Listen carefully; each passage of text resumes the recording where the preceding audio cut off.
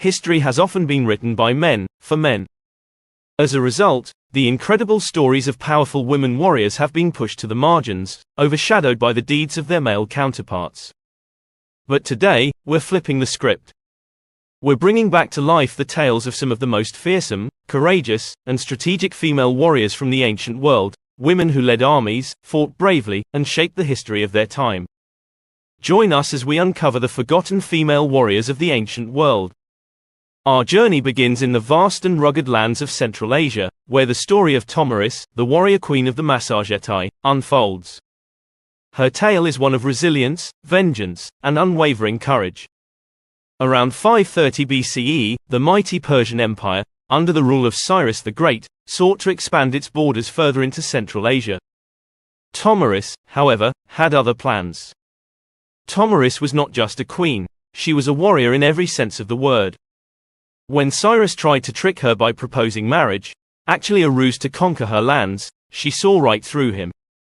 After a series of strategic maneuvers, Tomiris's forces faced Cyrus' army in a brutal battle. The battle was fierce, and Tomiris's forces eventually prevailed. Cyrus, one of the most powerful rulers in the ancient world, was slain. Tomiris is said to have dipped his head in a vessel of blood to revenge the death of her son, killed in the earlier skirmishes. This chilling tale is a stark reminder of her relentless will and warrior spirit. Yet, how many of us have heard of Tomiris? Despite her triumph, her story has faded into the shadows of history, often overshadowed by the very empire she conquered.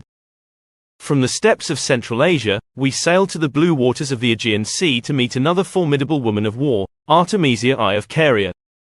A queen who commanded ships, led men into battle, and gained the respect of her enemies. Artemisia was not just any commander, she was a trusted advisor to Xerxes, the king of Persia.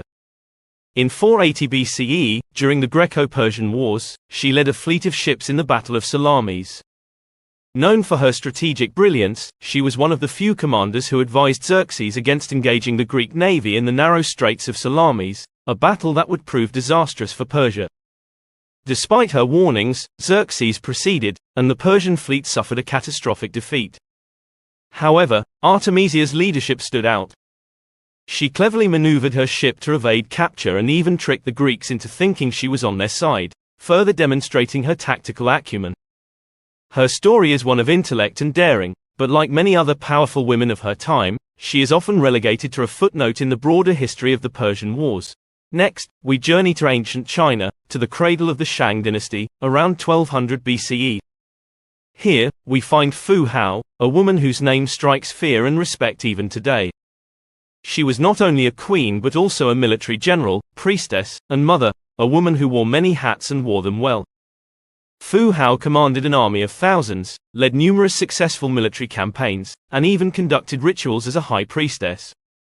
Her husband, King Wu Ding, entrusted her with significant responsibilities, which she executed with unmatched skill and bravery. She was instrumental in defeating the Tu Fang and other neighboring tribes, securing the Shang dynasty's dominance.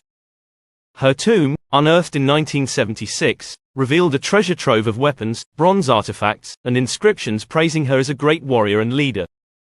These discoveries proved that Fu Hao was not just a mythical figure but a real-life warrior whose story deserves to be told. Yet, despite these findings, Fu Hao's story is seldom celebrated outside China. Why? Perhaps it's the centuries of patriarchal narratives that dominate our understanding of history. Our journey wouldn't be complete without mentioning Boudica, the warrior queen of the Iceni tribe in ancient Britain. In the 1st century CE, after suffering injustice at the hands of the Roman Empire, Boudica led a massive uprising against Roman rule, one that nearly drove the Romans out of Britain. Boudica's revolt was sparked by brutal treatment, her daughters were violated, and she herself was flogged. Driven by fury and the thirst for justice, she united various tribes and led an army against Roman settlements, burning cities like Colchester, London, and St. Albans to the ground.